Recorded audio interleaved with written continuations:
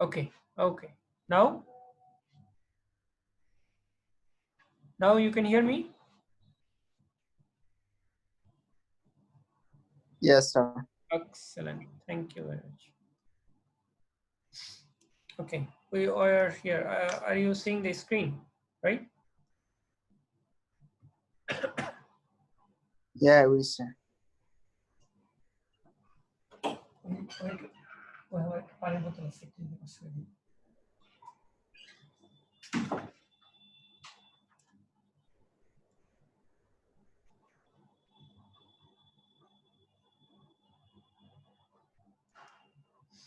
Okay, thank you. Thank you for your patience. Now, what happens at the we in the last class we have shown last session we have shown you 5-step process, right? So we have excluded here for our simplicity another step, that was the risk planning at the risk. So now we are risk management process. In the management process, we talk about the first one is to analyze risk identification. Okay, so at the risk identification, what do we do? We analyze the project to identify sources of risk. As I already discussed with you, that at the meaning of the risk identification is we should we should try to identify risk at each of the what at the stages. I mean, when we make a building, you see, when we have a ground floor, we have the first floor, then the third floor, as I give you example.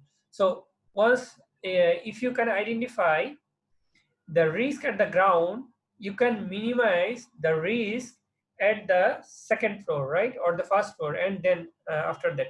So we should identify all the paths. Okay, so how we can identify the risk? The first point of identification is to check the documentation. We will come with the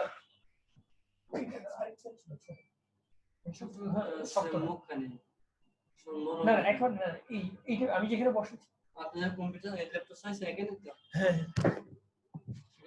একটা পাইছি এটা নিচে আছে নাকি না না উপরে টেবিলের উপরে আমি খাইছি একটা শক্ত আচ্ছা রাখ sorry. So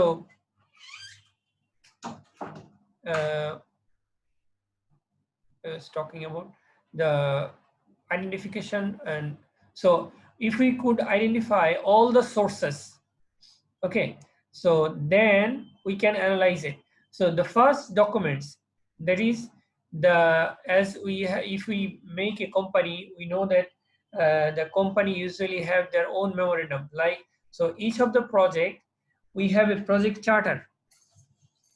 Okay, the project charter, in the project charter we get all the details of the project. Okay, so by using that charter, if we carefully go through the chart or the different points of the charter, we will be able to identify some sources of risk. Okay, so the next stage is to assess the severity. You see the whether we what is the impact. Okay, so if we can identify properly the severity, then the likelihood, the meaning of the likelihood is to identify the probability. Okay, so if we can identify the probability, so the impact, then the probability, and the controllability. So if we see that yes, this is out of control, okay, if we see any project that yeah we cannot control that, then what we do, we leave the hope, right? We have to stop the project immediately on that point without further any cost. to the party. Okay, do you understand? So that is the risk assessment. Okay, then the third point is to, if we could identify the impact, likelihood, and controllability, then we may set a strategy, okay, to reduce the damage. Have you heard the recent storm Amphan? Can anyone tell me?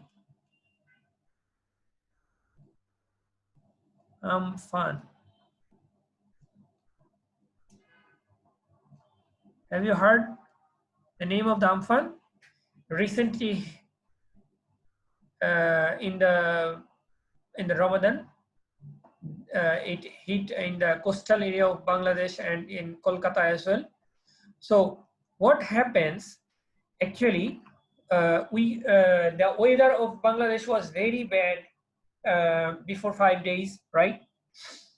So before coming to the fund, so they have that means it has given us some signal. So very quickly, the government people who was involved with the response of that storm and who are responsible for the rescue. So the rescue team, firefighting team, we set all those, that means we take the response, we assess, we identify what I'm giving you. You see, we identified that yes, Amphan is coming. Okay, so the government of India, the government of Bangladesh, they took an assessment where it will hit. So Bangladesh government or and the, what I can say, the expert people who were the weather expert, they give us the signal that it will hit to the coastal area of Bangladesh, Chittagong, Mongla, and the Khulna, and in Sundarban, in that part. So what we did, we have moved some people from their houses to the secure place in schools and in different areas where we have the places for them. So that is the risk assessment. So we try to identify that how it will come. So then we set a response. Obviously, when it is not a very good example of, there are some, this is the natural disaster and we don't know how they will hit in a project, but we, Allah subhanahu wa ta'ala, give us some knowledge and give us some expertise. As we are human, we can respond to those, and we should respond because we take the medicine, right? When we become sick, we take the medicine. That is the sunnah way of living, right? And that is the management, risk management. That is the proper way of living. So that's why we took the next step, develop the contingency plan. If even some of the expert told that Amphan will hit to the Dhaka as well, not only in Khulna or other area. So what we did, we told that yes, it might flood Dhaka. So the mayor of Dhaka took some response, right? And obviously, at the night of Amphan heat, we know that there are some huge rainfall, right?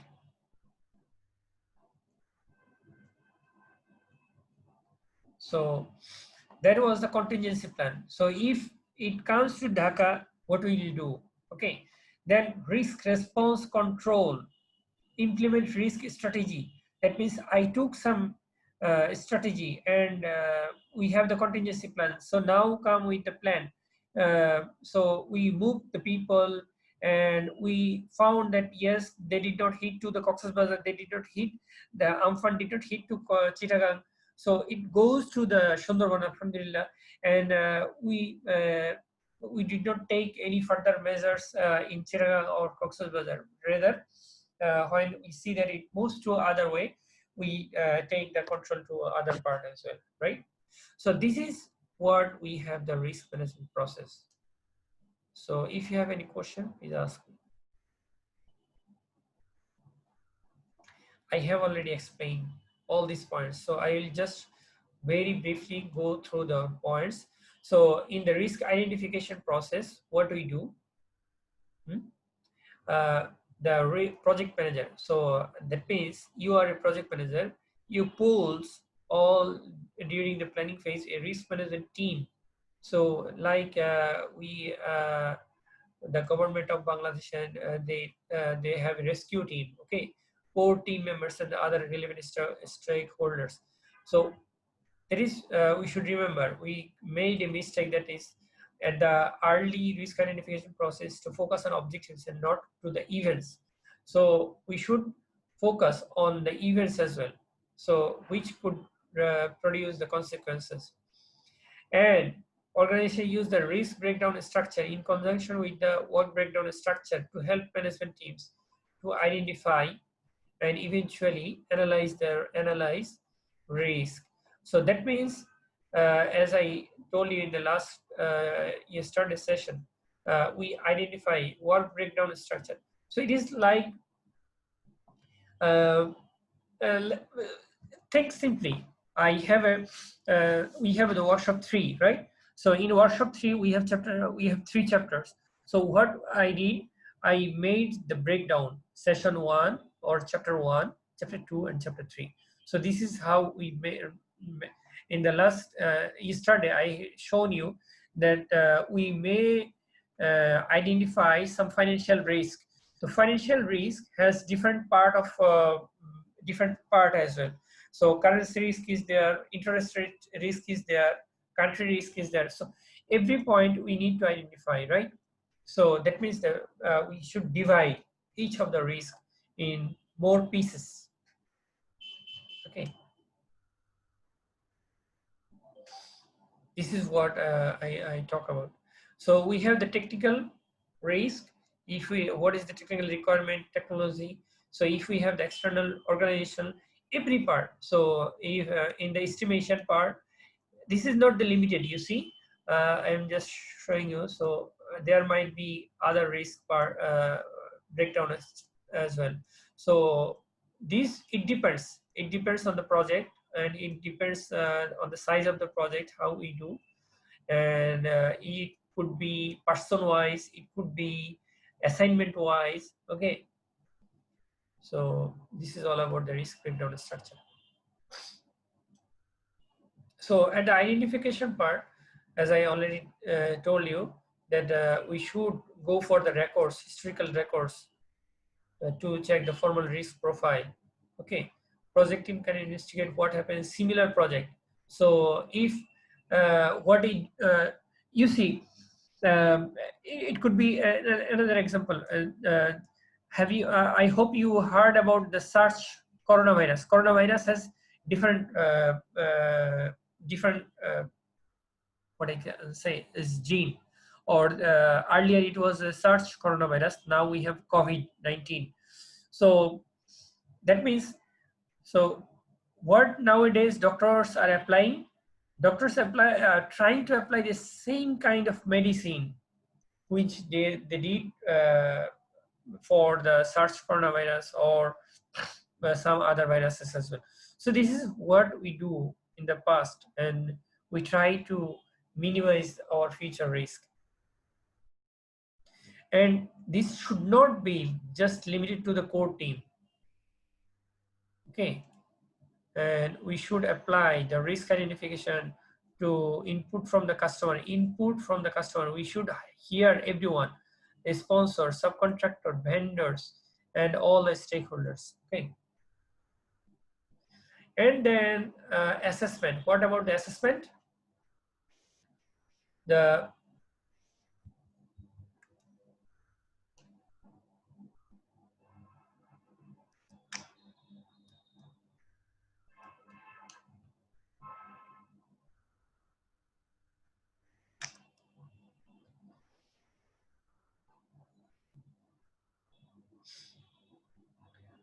So shifting through the list of a risk, eliminating consequences. So team members assess the significance.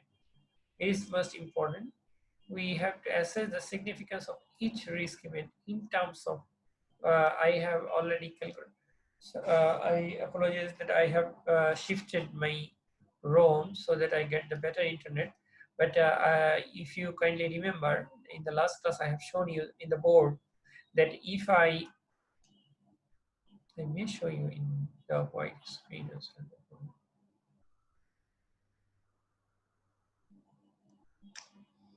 So if we just remember that we have 30% probability that, so this is our own assessment, okay, and the impact. For example, there are 30% chance that if you go to outside home, if you go out of home, you will be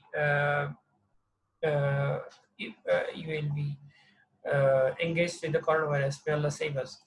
Okay, so what is the will be the impact? The impact will be you will be sick, and the sickness cost is around say 10,000 taka. Okay, if that is what happens, then we multiply with each other, and we got it a risk of, that means the assessment. If we assess the 3,000, right? This is our assessment of the risk. The risk of the project manager being struck by lightning a work site would be have a major negative impact on the project, but the likelihood is so low, it is not worth the consideration. So the quality, so it comes with the quality and the credibility of the risk analysis. So how we can work the quality? So if we have the qualification, proper qualification to assess that knowledge, we will be able to do this credibly, okay? That is what we talk about. That is why you are taking the PGDPM, postgraduate diploma qualification. So if you get, once you complete, that means you pass the qualification. Now you can tell your colleagues, your employers that yes, I can do it because I have the qualification and I make some assessment, right? So it depends. Some of the organization will ask for 10 years of experience, and some of the organization may not ask for any experience. They may ask for the degrees only. So it depends on how you want or what kind of assignment you are involved with. Okay.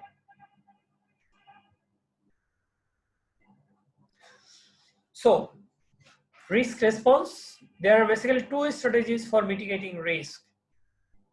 So if you kindly see the last stage, since we multiply one with this one, so if you can reduce the probability of the event from 30% to 10%, that means you are reducing the risk. That is what we do, risk response, okay? Sometime in the impact, and I have given you the example that Amphan heat has the severe impact on the coastal area, and government tried to avoid, what we did, we tried to avoid that risk. We never go for a confrontation, okay? So we have scheduled risk. These are the techniques, or these are the different kind of risk. We have the cost risk, funding risk, and these are the techniques, okay? So there are division. We can transfer it, we can retain, we have the contingency plan. So to minimize that risk, that means this is our response. So this kind of response we do. So from, as I said you are yesterday, that risk does not mean that you have everything negative, right? But we may have some positive impact as well.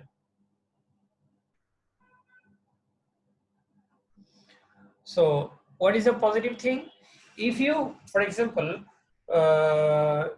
from day before yesterday, Dhaka Stock Exchange, I give you the same example only yesterday as well. If you have the, if you invested in a share market, and if you see the opportunity, what you can do? We have four kind of strategy to take this opportunity. Exploit, you mean you try to eliminate the little bit uncertainty associated with that and make it happen. Okay,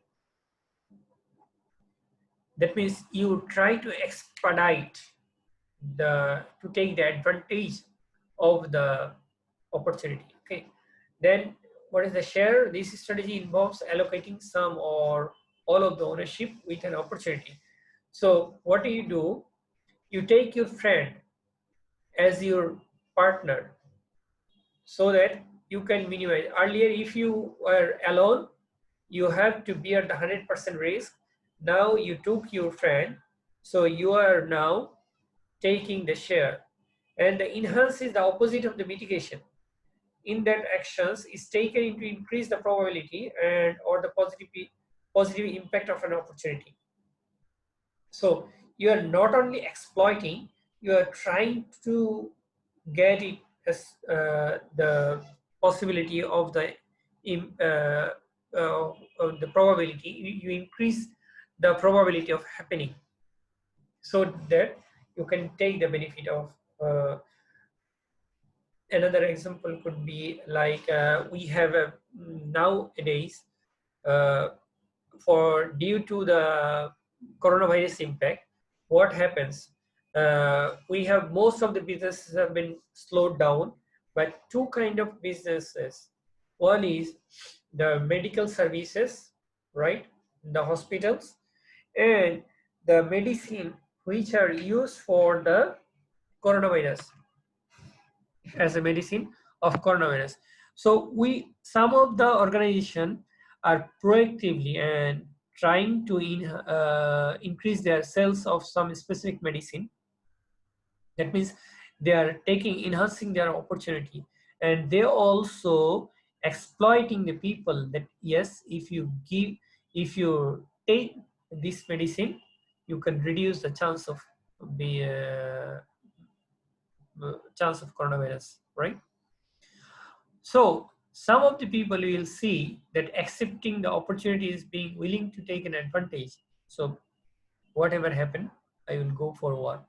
That is the some of the opportunity. So we and also you, if we go for the Quran, I know innamal, what I can say that every pain has some good things, right? In the surah of the last jazz. If can anyone name the surah?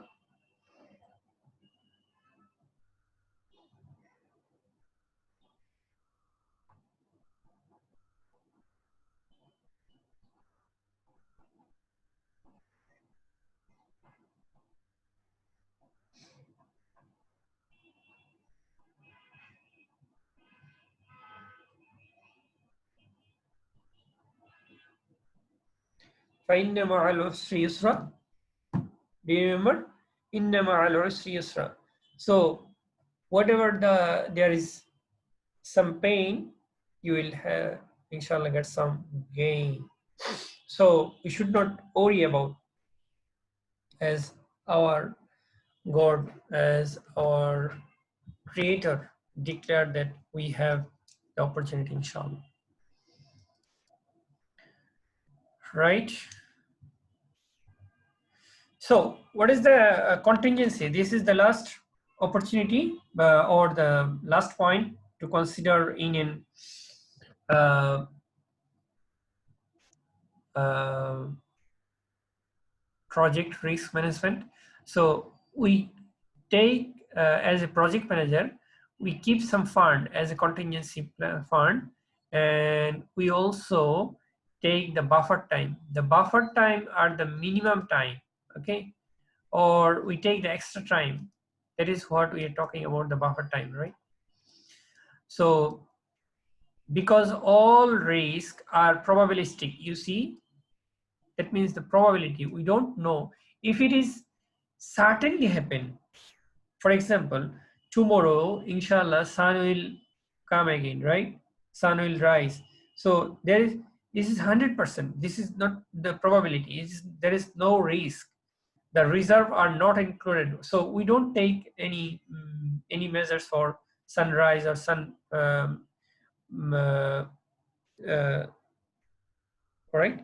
So included in the baseline. So we take the time buffers from our stakeholder or the owners, that, and everything, it depends. The size and amount of contingency reserve depend on uncertainty, not only uncertainty, but also the project is newness, uniqueness, and the technical knows. So more, and if we do, uh, for example, NASA, if you talk about the NASA's project, these are very technical project, right? So they need more contingency plan, more contingency funding, and they need time buffers as well. So they have always 1, 2, 3 plan one, plan ABC. So we have the budget reserves, we have the management reserves, and the time buffers. The last step is the risk response control. The result of the first 3 steps of the risk management process are summarized in a formal documentation. That is what we talk about the risk register.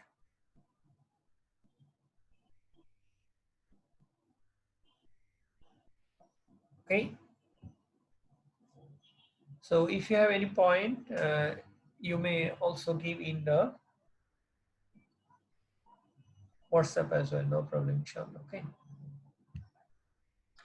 A risk register. What is the function of the risk register?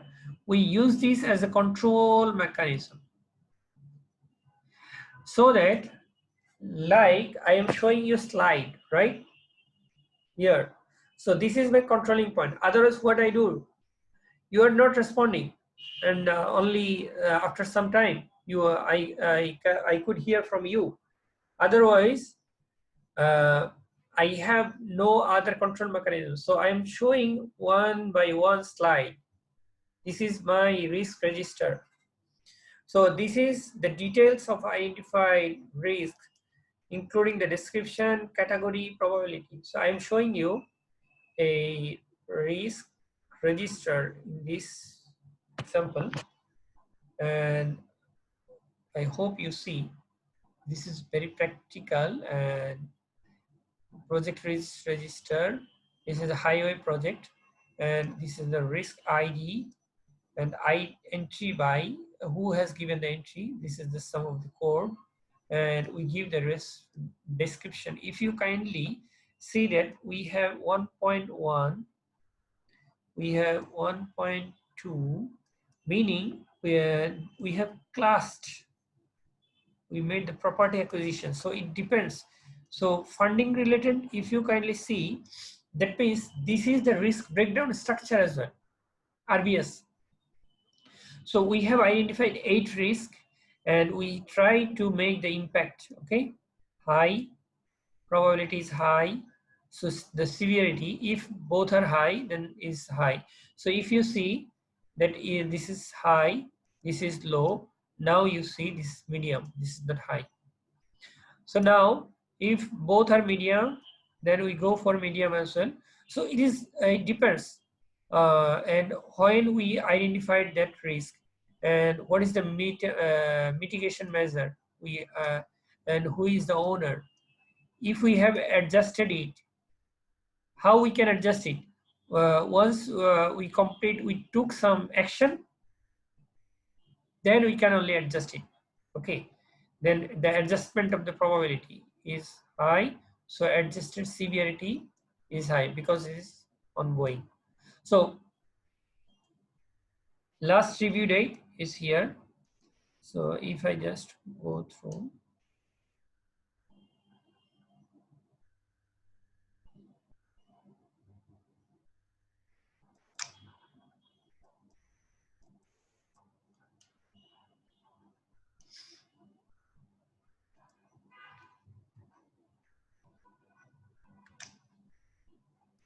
Yes, here is a PDF with detail of the risk register. I will inshallah send you after the class.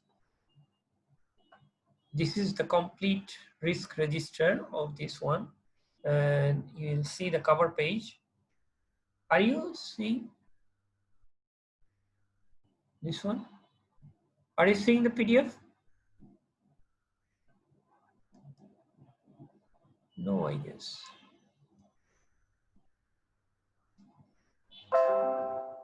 It's the video, yeah. Now see. Now you can see, right?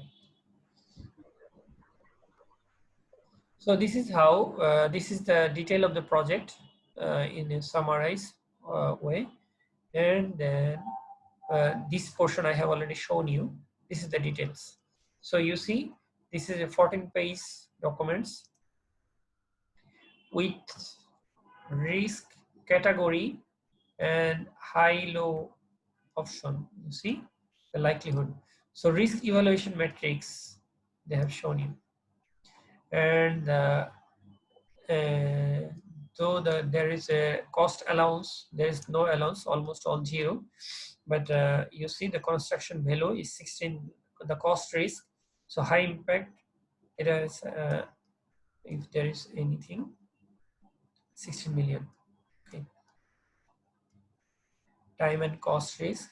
So I will share this. You can just go through to this, inshallah.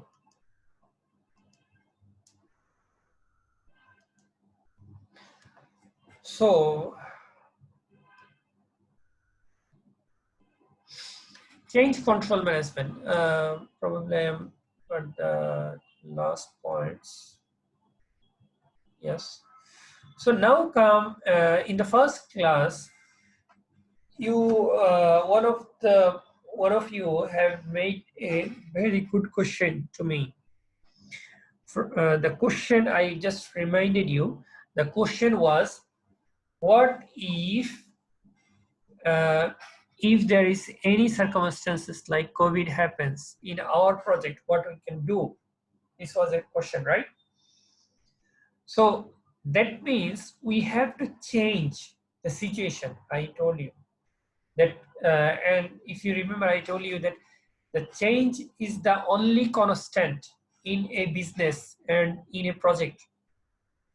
So we have to be prepared all the time how we can adapt with those changes. So here is the formula or the procedure. This is not the science. Though for COVID we see the sciences are changing, but there is this is not absolute. You have to figure it out. In practice, most change management systems are designed to accomplish the following. So identify the proposed changes, okay? Least expected effect, the proposed changes on schedule. So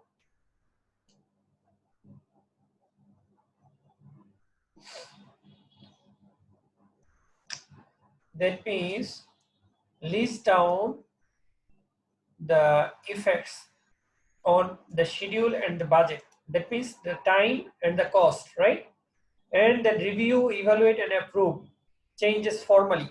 The meaning of the formally is you send an email. Nowadays we have the digital way, right? So use this.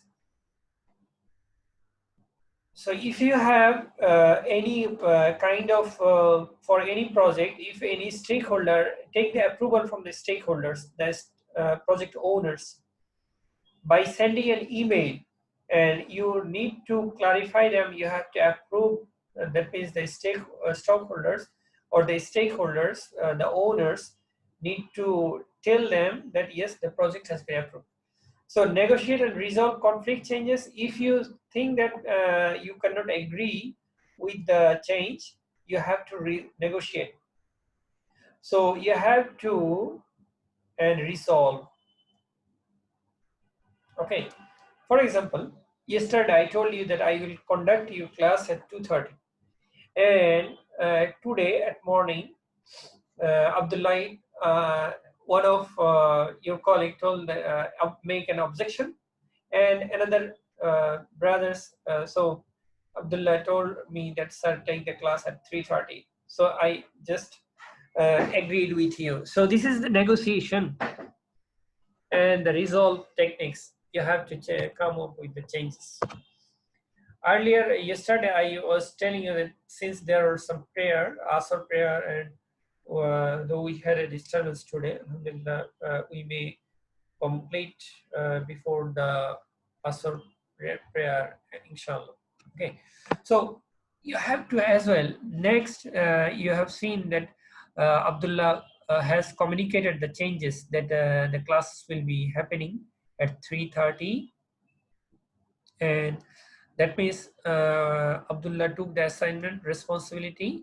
So assigned responsibility for implementing the change. And in addition to Abdullah's message, I also sent you the Zoom invitation, so you understand it, right? So adjust the master schedule and the budget. So I have also sent this to Robin as well.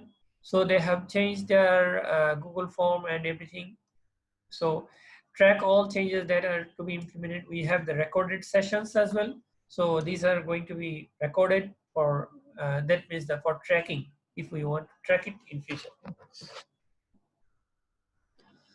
So some of the organization, usually the largest organization, use their change request forms. My dear brothers, are you okay?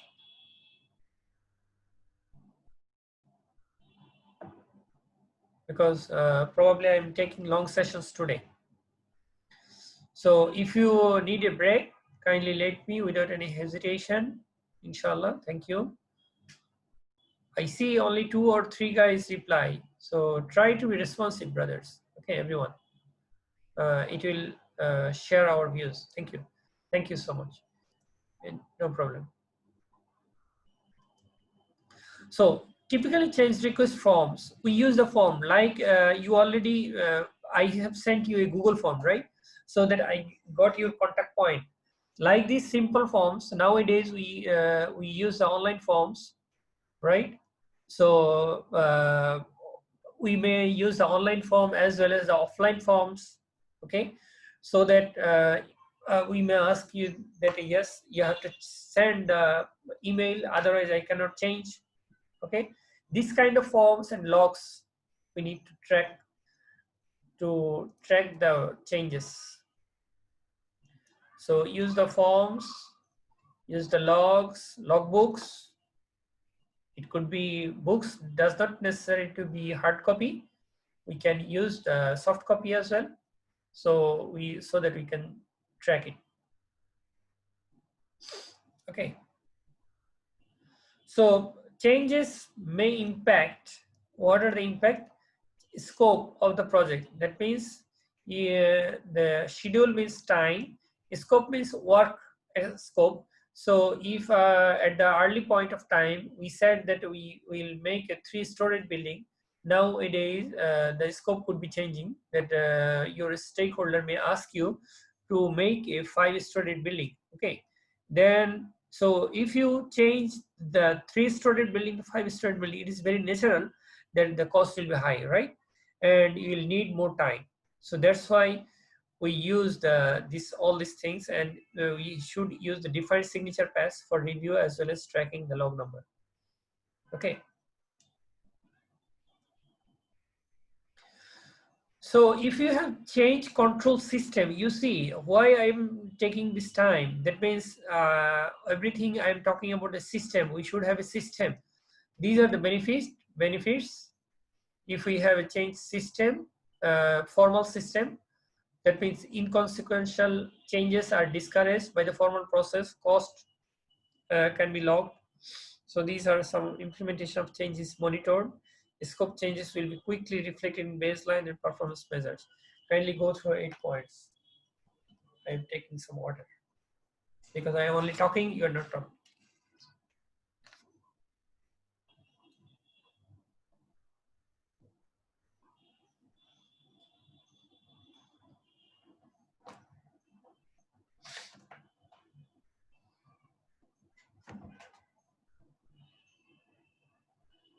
Okay, should I proceed? Any question on this?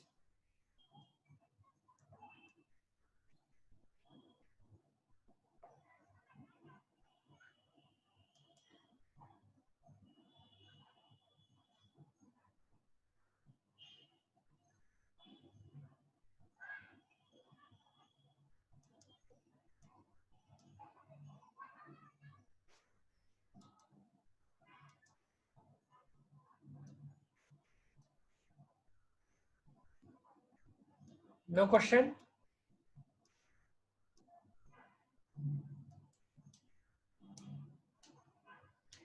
It is good to not to have any question. So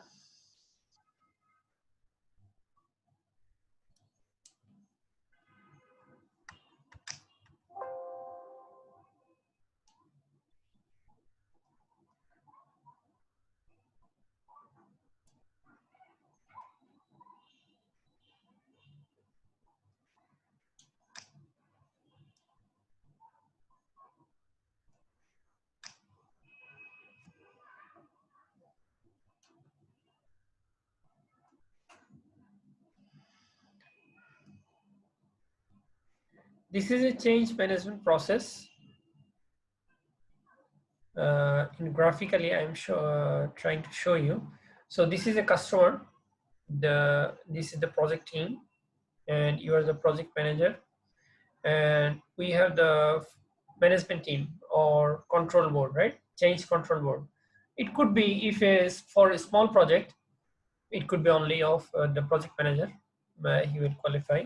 For large project, for example, if I yesterday I have given you example of on the bridge in Bangladesh.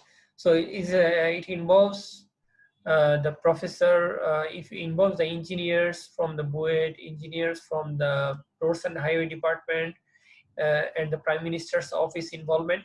So that means many people's involvement. So if we change the way of Podda Bridge or the location of the Podda Bridge, we need to take the approval from the Prime Minister's office as well. So the request could come from the customer. So if come to the project manager, then you qualify as a project manager.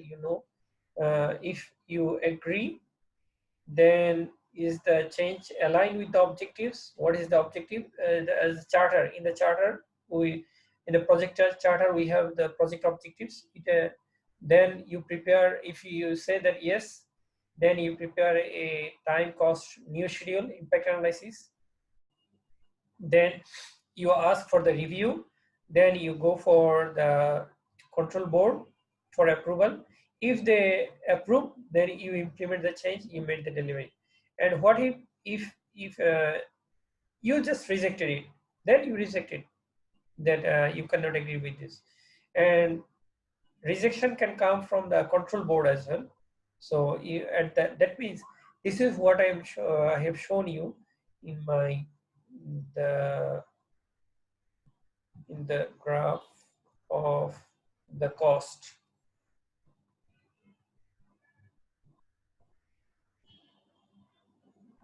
This one. So if you identify at the last stage, the cost will be high. Okay.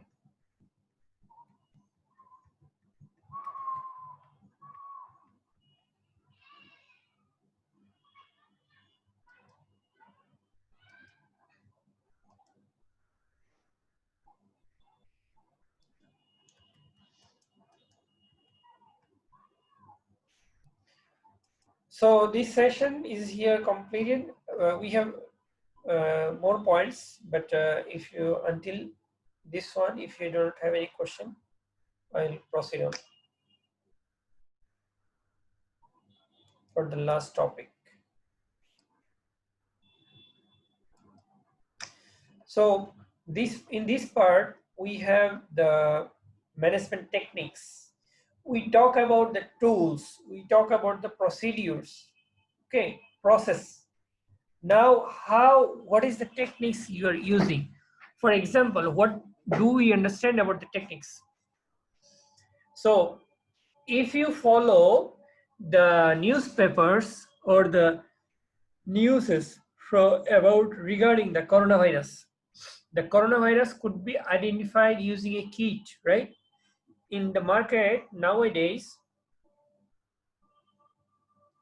we have the Chinese kit, we have the Bangladeshi kit, we have the American kit. Okay, that means you can identify in three by using three techniques. So what kind of techniques you can use? That is what we are talking about, the risk management techniques. There are more than dozens of techniques for identifying risk, okay, or assessing or completing the risk management. But here we are using 6 kinds of risk management techniques. Number 1 is the qualitative risk analysis. Number 2 is the quantitative risk analysis. Number 3 is the documentation review, Delphi techniques, brainstorming, SWOT analysis. So these are the 6. Probably if most of you heard about this. Okay, I'm taking from the chat room. Would you please, everyone, please. Okay, some what the Hybe asked me for again, sir. Which part? If you can explain, which part for again, or I can give you a session after this part. So could you please write down out of these 6,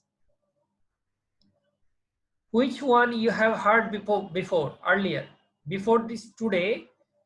Have you heard any of this technique in any course or in any writing? Please, there are 10 participants other than myself, or total 11 participants here. So I am requesting everyone to write down in the chat room, in the group chat. Please tell me which one you have heard of.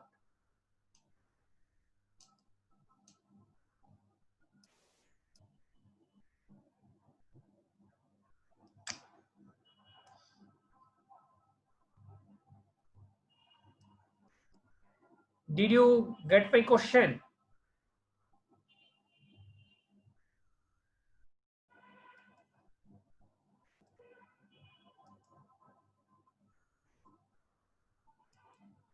May I request everyone to start your video so that I can see your faces.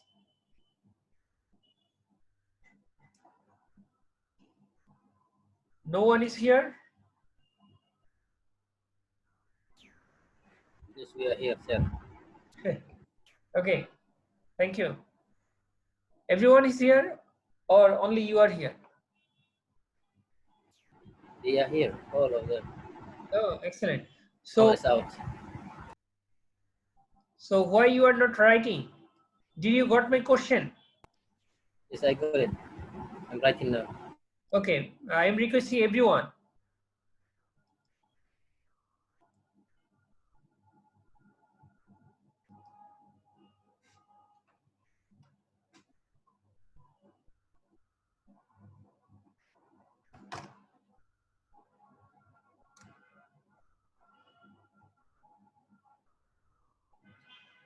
Okay, Abbas heard about qualitative risk assessment. Another one heard about quantitative risk analysis. Fine.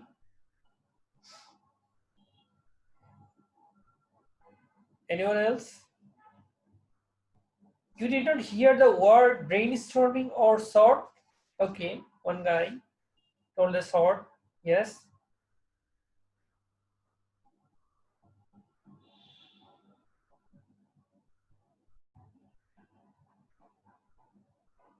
I will take around 15 minutes or 20 minutes for to make you understand that. Obviously, there are details in the slide, but I will explain you in very short. So if you have, okay.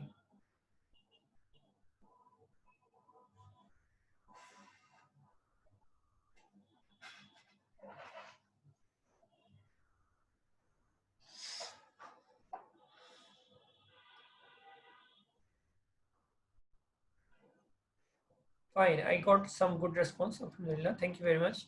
So I am coming from the bottom. Okay, I'm starting from the bottom rather than from starting from the beginning.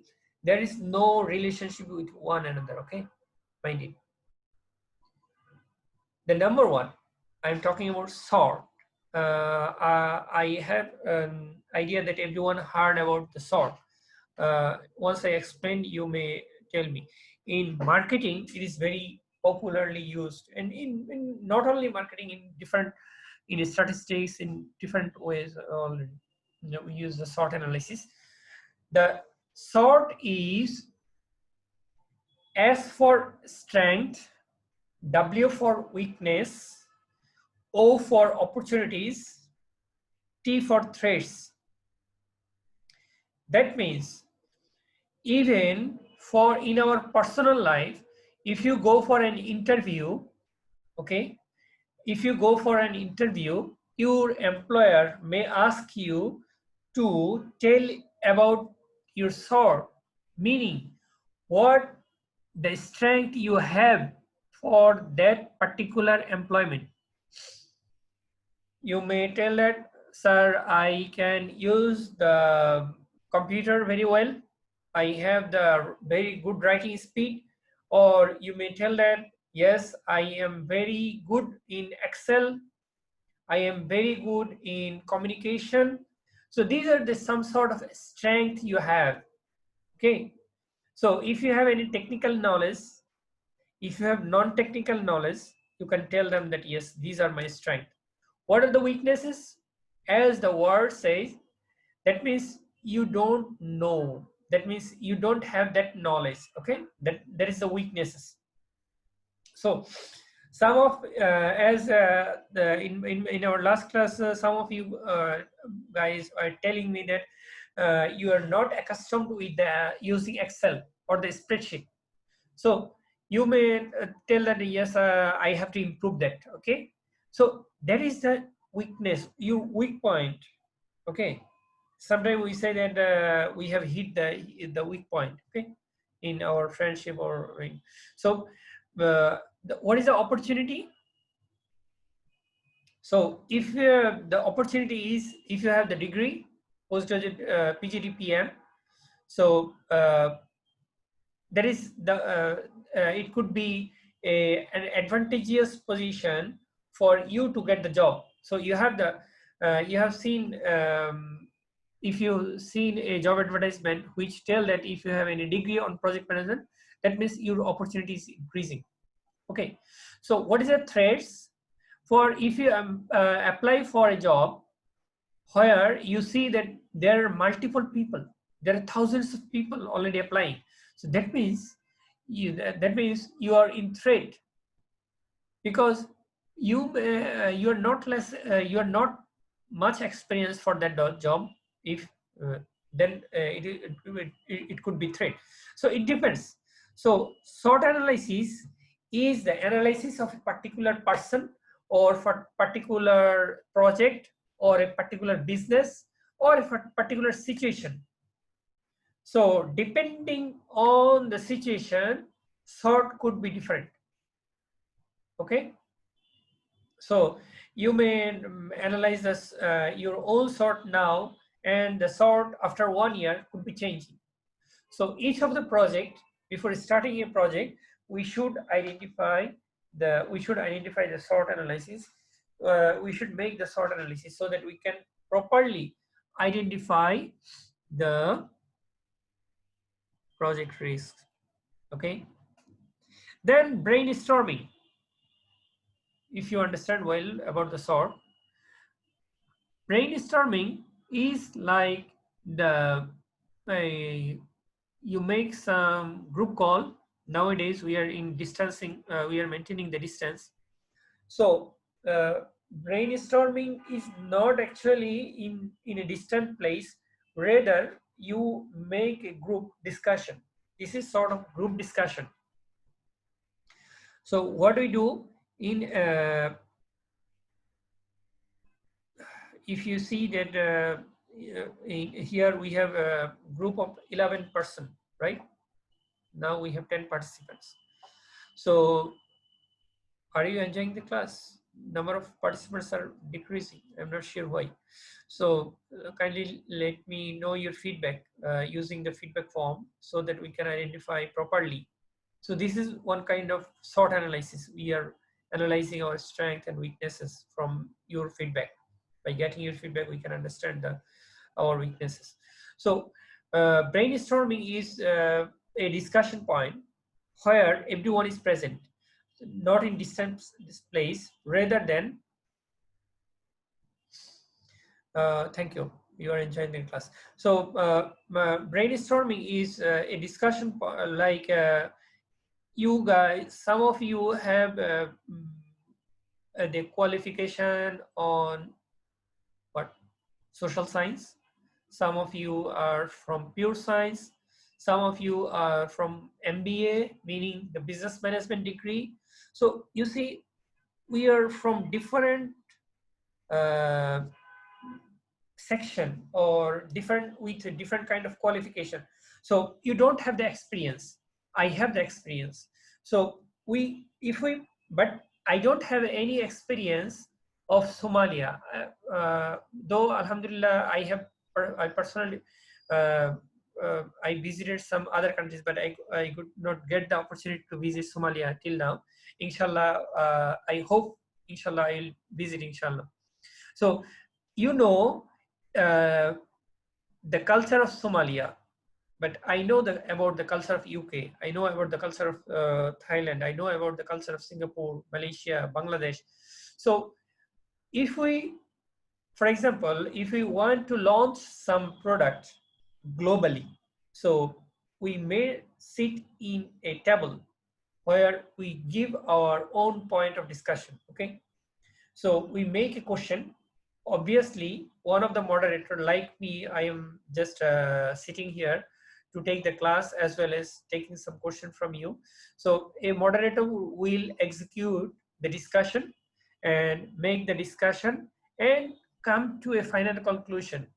What kind of product or what kind of project they can launch, or what is the benefit. And so from the, by brainstorming, so it could be from the different group, it could be from different department, from different organization, or from different technical people or expert peoples.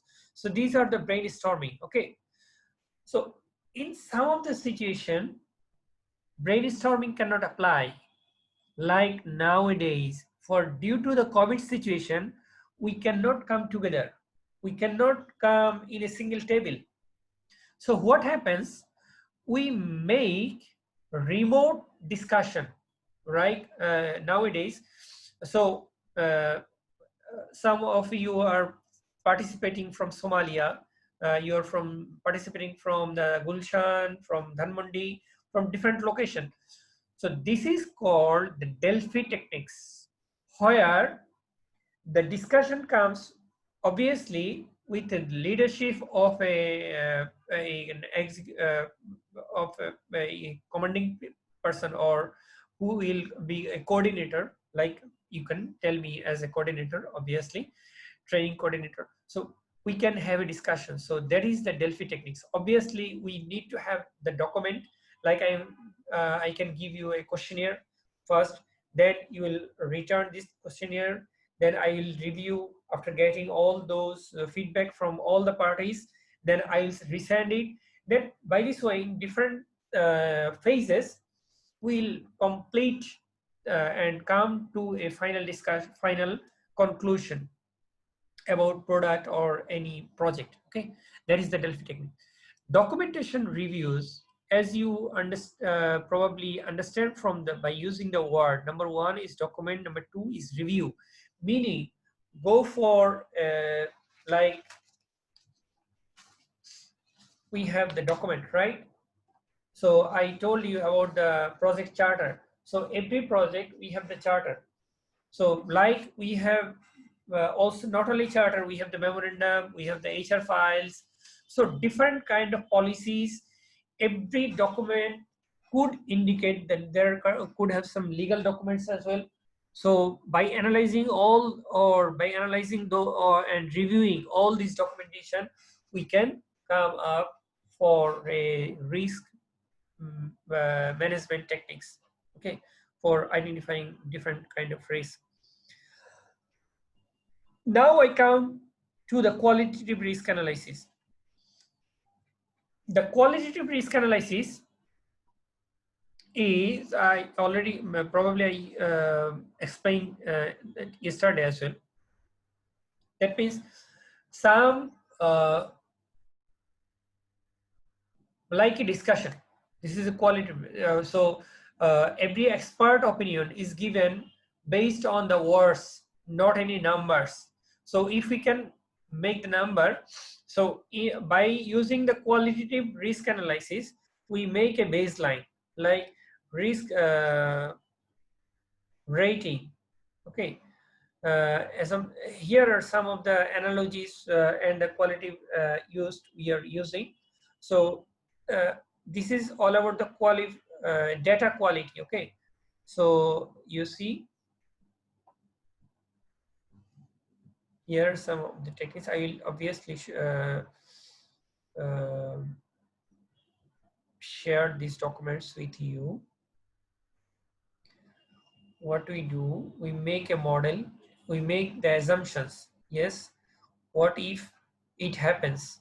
Okay, and we certainly cannot make the numbers. That is the qualitative risk analysis. Obviously we use some techniques. For example, I have given you the Homeland Security Advisory System. They have used a severe risk of terrorist. That means they are using the red color. You see the red color, and here is, they did not use the red color. This is the what they have used a golden color, then they have the yellow color, then blue, then this is the green. So you see, by using this color, they are using the qualitative risk analysis. They are not saying that they are saying that this is high because this is red signal. Okay, this is the golden, when it's this is the high risk of terrorist attack or something. And they use the yellow color, that means elevated, that means we need to be more careful. Now they have using the blue, meaning they have the regular guard, and low risk, there is no or very less security system. So in the quantitative risk analysis, we have decision tree. These are different kind of techniques as well. We have the computer-based and expert interviews as well. These are some other tools. Sensitivity analysis. In the last class, we have used the NPV. If you understand the NPV, IRR, and CBA model. So using all these quantitative tools, we try to figure out, we give the number, we make the analysis. We try to use the Excel and SPSS for statistics tools.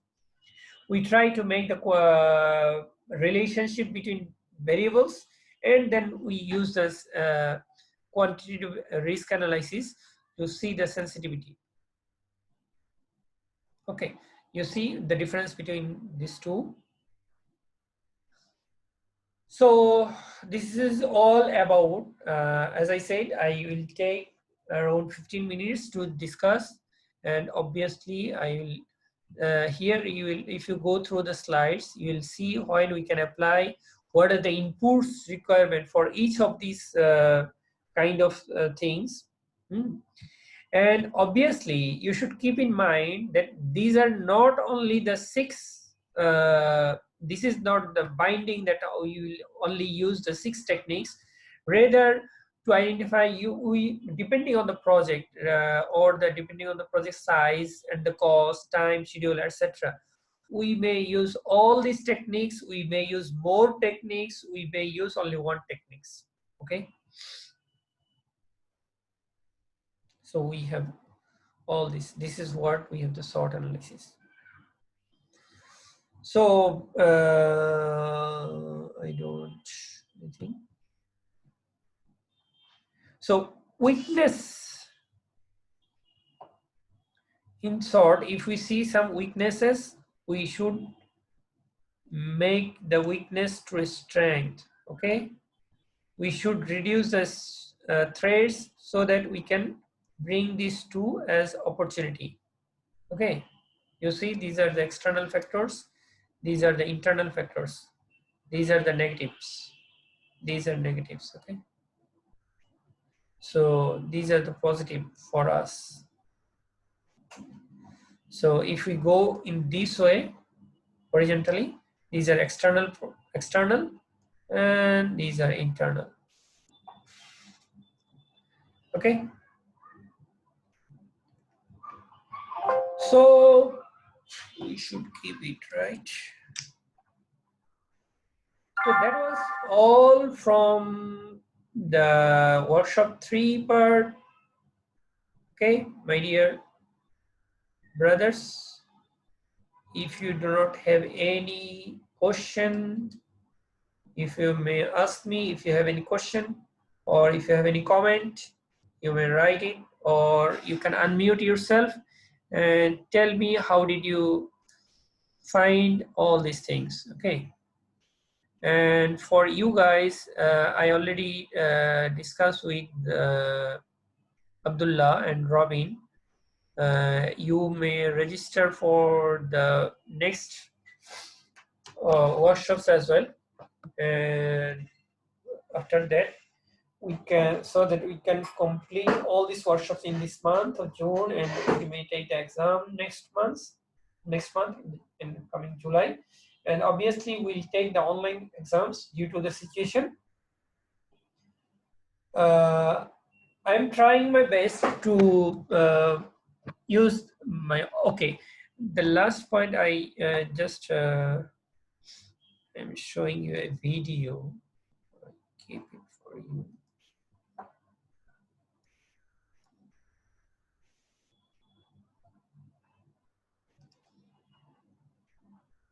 Did I show you? So when we talk about a white elephant, that can refer to an actual animal. But more often the term white elephant refers to something that costs more to maintain than it's probably... Did I show this earlier in any class? Can anyone tell me? In the chat room, yes, no? So here the, no, okay. So here is 5 minutes or less. Oh, it is 10 minutes video. You can check in the YouTube as well.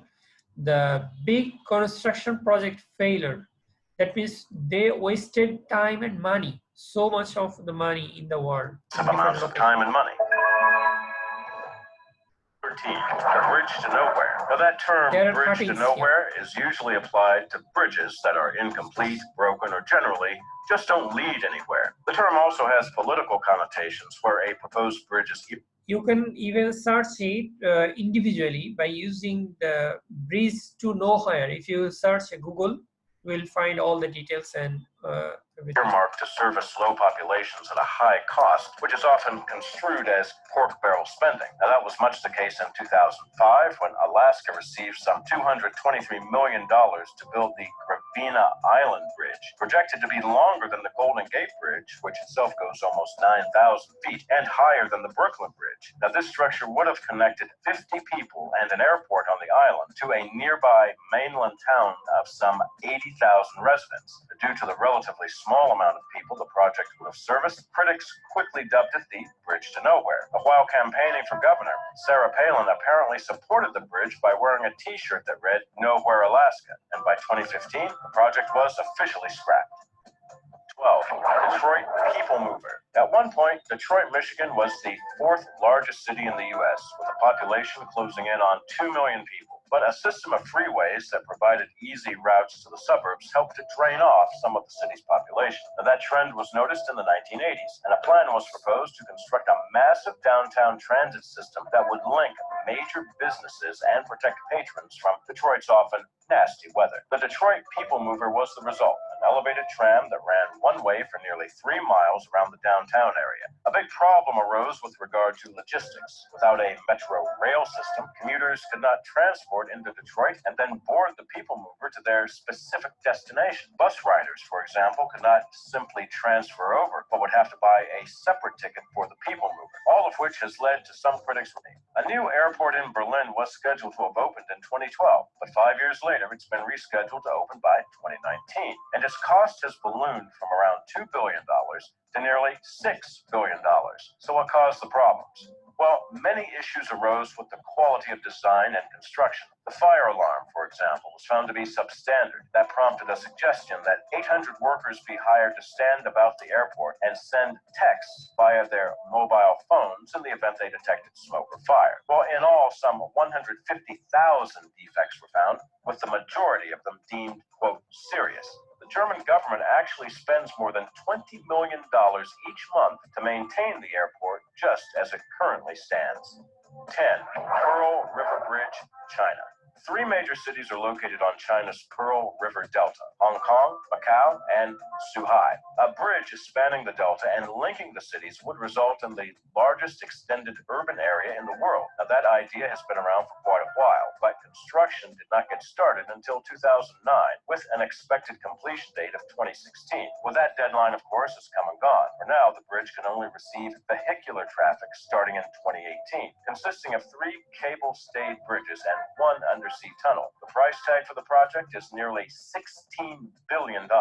But the bridge has been plagued by various engineering problems, construction worker deaths, and accusations of corruption. According to local sources, executives and lab techs allegedly filed false test results for the concrete work. That establishes concerns about the structure's safety, meaning that 2/3 of the supporting columns and pillars might need replacing. 9.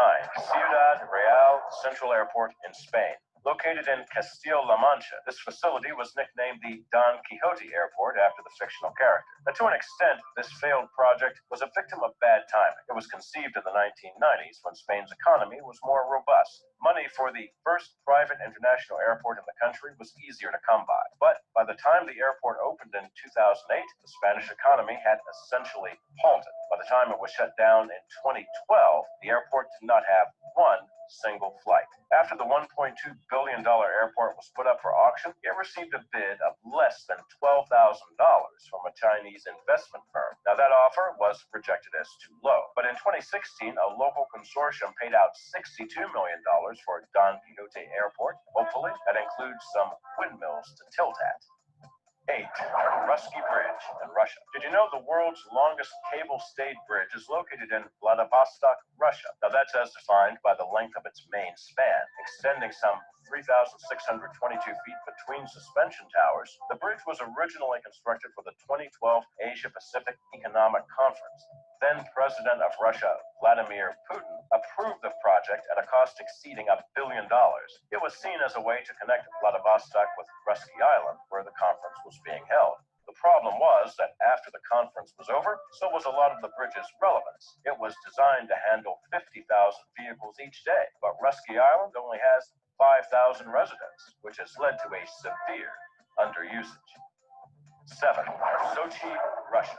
No sooner than the 2014 Winter Olympics were awarded to Sochi than the small town on Russia's Black Sea attracted hordes of contractors and construction workers. Between them, those workers would essentially create a whole new Sochi. Their efforts resulted in the construction of nearly 50 new hotels, along with 13 train stations, either new or renovated, 6 medical centers, 5 new schools, and 200 miles of new roads, which included 55 new bridges and 22 new tunnels. Now, the bill for all that building was an estimated $51 billion, the highest price tag ever for hosting an Olympics Games. Contrast that with the cost of the larger scale Olympics in Rio de Janeiro, which cost around $13 billion. The spike in tourism didn't last long after the Winter Olympics ended, and the gleaming white sports palaces have essentially stayed empty and silent ever since.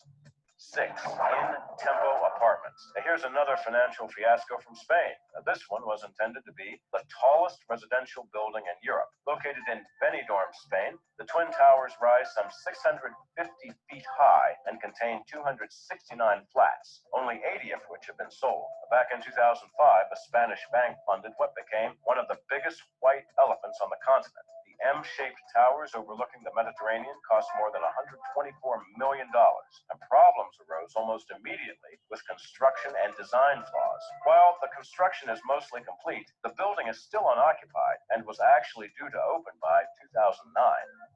5. Millennium Dome, or O2 Arena. If you can remember back to the late 1990s, the world was gripped with millennium fever. Capitalized on the millennium buzz, officials in England built the Millennium Dome, which had a price tag of some $1.3 billion. Built along the River Thames, it was expected to draw at least 12 million visitors each year. Instead, it got a total of around 6 million visitors, proving that millennium fever was only in effect for the year 2000. 5 years later, the dome was renamed the O2 after the telecom company that took it over and now operates it as an entertainment venue. 4. Hotel of Doom.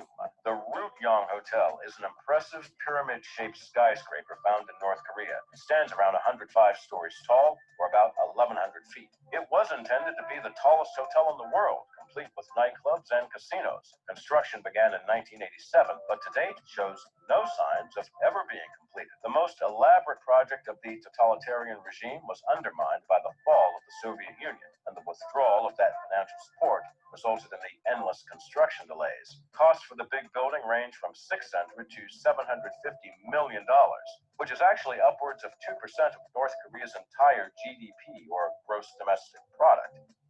3. Palace of Parliament, Romania. This colossal edifice in Bucharest, Romania, holds claim to a number of records. It's the largest administrative building in the world, with an area of nearly 4 million square feet. In terms of weight, it weighs in as the world's heaviest building as well. Not only are government offices housed here, but also museums, and yet it's estimated that 70% of the building is empty. And yet, after starting construction in 1984, the building is still considered to be unfinished. That seems to be a lot of wasted space, and some would argue that the palace is a waste of money as well. In addition to its other titles, this is also the most expensive administrative building in the world, valued at around $3.5 billion. 2. City of Arts and Sciences, Spain. Considered to be one of the most important tourist destinations in Valencia, it's also revered as one of the 12 treasures of Spain. The huge complex contains a science museum, an opera house, a performance hall, a bridge, and a planetarium. The original estimate for the project in 1996 was around $357 million, but since then, that estimate has trebled to around $1.2 billion. Many problems plague the exotic complex. One of the most crucial setbacks was the roof of the opera house, which was shown to heavily leak and could peel away in high winds. Now, in addition to being a cultural symbol of Spain, the City of Arts and Sciences has also become a symbol of financial mismanagement and profligate spending. 1. New South China Mall. Did you know that the world's largest shopping mall opened for business? So this is all about why I have shown this video. Actually, this video reflects how without a project feasibility, proper feasibility and risk management, project could fail and could waste our money and waste our time as well. So this is all about the workshop 2, and I hope you have enjoyed all the sessions, and kindly give us the feedback using our feedback form I have shared with you earlier, and I will also share today, inshallah. So thank you very much. Assalamu alaikum wa rahmatullah. If you don't have any question, I may end it today. Kindly let me know. No question?